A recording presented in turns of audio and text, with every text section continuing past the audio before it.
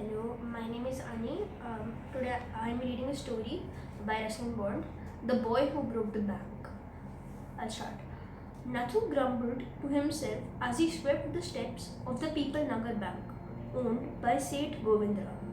He used a small broom hurriedly and carelessly, and the dust, after rising in a cloud above his head, settled down on the steps. As Nathu was banging his pan against a dustbin, Sitaram, the washerman's son, passed by.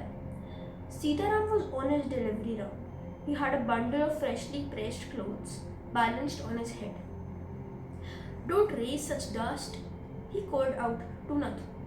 Are you annoyed because they are still refusing to pay you an extra 2 rupees a month? I don't wish to talk about it, complained the sweeper boy. I haven't even received my regular pay, and this is the 20th of the month. Who would think a bank would hold up a poor man's salary? As soon as I get my money, I'm off. Not another week I work in this place.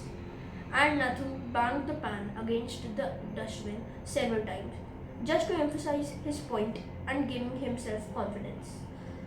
Well, I wish you luck, said Sitaram. I'll keep a lookout for any jobs that might suit you.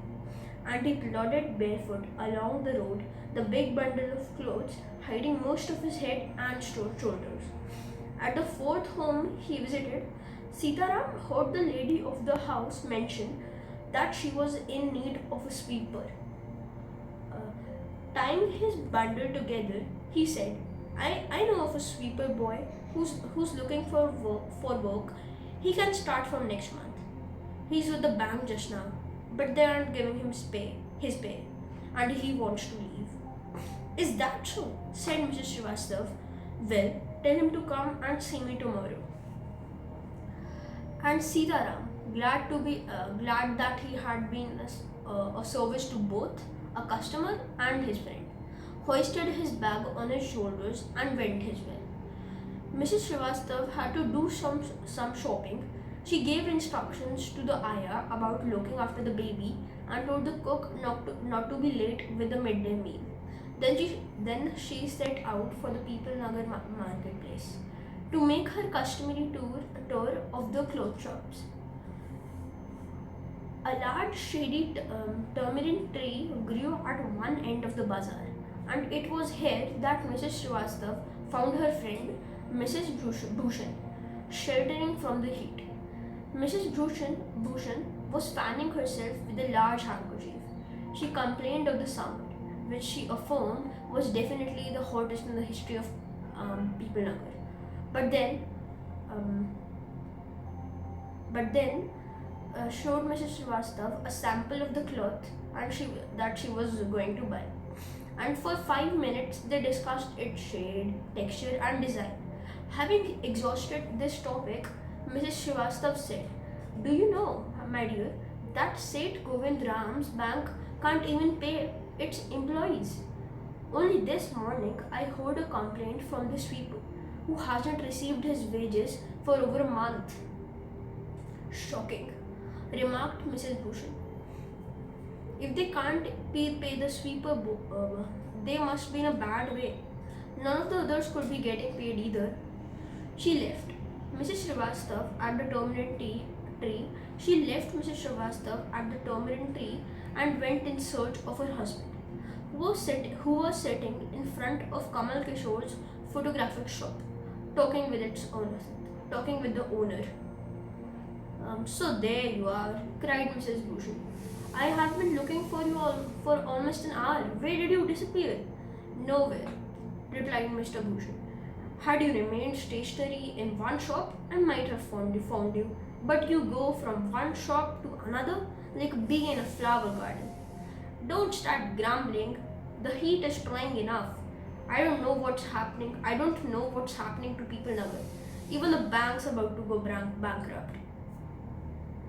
What's that? Said Kamal Kishore, sitting up suddenly. Which bank? Why, the People Nagar Bank, of course. I hear they have stopped paying employees. Don't tell me you have an account there, Mr. Kishore. No, but my neighbor has, he exclaimed. and he called out over the low partition to the keeper of the barber shop next door. Deep Chand, have you heard the latest? The People Nagar Bank is about to collapse. You better get your money out as soon as you can. Deep Chand, who was cutting the hair of an elderly gentleman, was so startled that his hand shook and he nicked his customer's right ear. The customer yelped with pain and distress. Pain because of the cut, and distress because of the awful news he had just heard. With one side of his neck still unshaven, he sped across the road to the general merchant's store, where there was a telephone. He called Seth Govindram's number. The Seth was not at home. Where was he then? The Seth was holidaying in Kashmir. Oh, was that so? The elderly gentleman did not believe it. He hurried back to the barber's shop and told Deep Chand, "The board has flown. Seth Govindram has left town. Definitely, it means a collapse." And then he dashed out of the shop, making a beeline for his office and checkbook. The news spread through the bazaar with the rapidity of a forest fire. From the general merchant's store, it traveled to the shop, circulated amongst the customers, and then spread with them in various directions. To the betel seller, the tailor, the free vendor, the jeweler, the beggar sitting on the pavement. Old Ganpat, the beggar, had a crooked leg.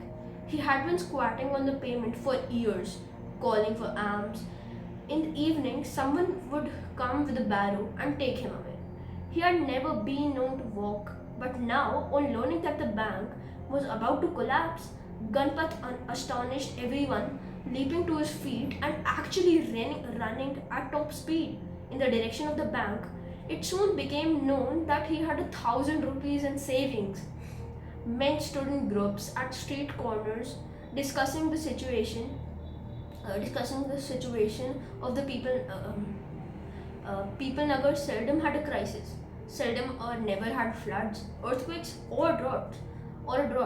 And the imminent crash of People Nagar Bank set everyone talking and speculating and rushing about in a frenzy. Some boasted of their far-sightedness, congratulating them on having already taken out their money or never having put any in. Others speculated on the reasons for the crash. It all down to excesses indulged in by Seth Govindram. The Seth had fled the state, said one. He had fled the country, said another. He was hiding in People, said a third. He had hanged himself from the tamarind tree, said a fourth, and had been found that morning by the sweeper boy. By noon, the small bank had gone through all its ready cash, and the harassed manager was in a dilemma. Emergency funds could only be obtained from another bank, some of 30 miles distant, and he wasn't sure he could persuade the crowd or to wait until then. And there was no way of contacting Seth Govindram in his houseboat in Kashmir. People were turned back from the counters and told to return the following day. They did not like the sound of that, and so they gathered outside on the steps of the bank, shouting, "Give us our money or we'll break in and fetch the Seth. We know he's hiding in the safe deposit locker." Mischief makers who didn't have a paisa in the bank joined the crowd and aggravated their mood. The manager stood at the door, tried to placate them. He declared that the bank had plenty of money but no immediate means of collecting it. He urged them to go home and come back the next day. "We want it now," chanted some of the crowd. "Now, now, now." And a brick hurtled through the air and crashed through the plate glass window of the People Nagar Bank. Nathu arrived next morning to sweep the steps of the bank. He saw the refuse of the broken glass and the stones cluttering the steps. Raising his hands in a gesture of horror and disgust, he cried, "As though it isn't bad enough to be paid late, it seems my work has also to be increased. He smote the steps with his broom, scattering the refuse. Good morning, Nathu, said the washerman's boy, getting down from his bicycle. Are you ready to take up a new job from the first of next month? You'll have to, I suppose, now that the bank is going out of business. How's that? Said Nathu. Haven't you heard? Well, you'd better wait here until half the population of Nagar arrives to claim their money. And he waved cheerfully. He did not have a bank account and sped away on his cycle. Nathu went back to sweeping the steps, muttering to himself. When he had finished his work, he sat down on the highest step to await the arrival of the manager. He was determined to get his pay. Who would have thought the bank would collapse? He said to himself, and looked thoughtfully into the distance. I wonder how it could have happened. Thank you.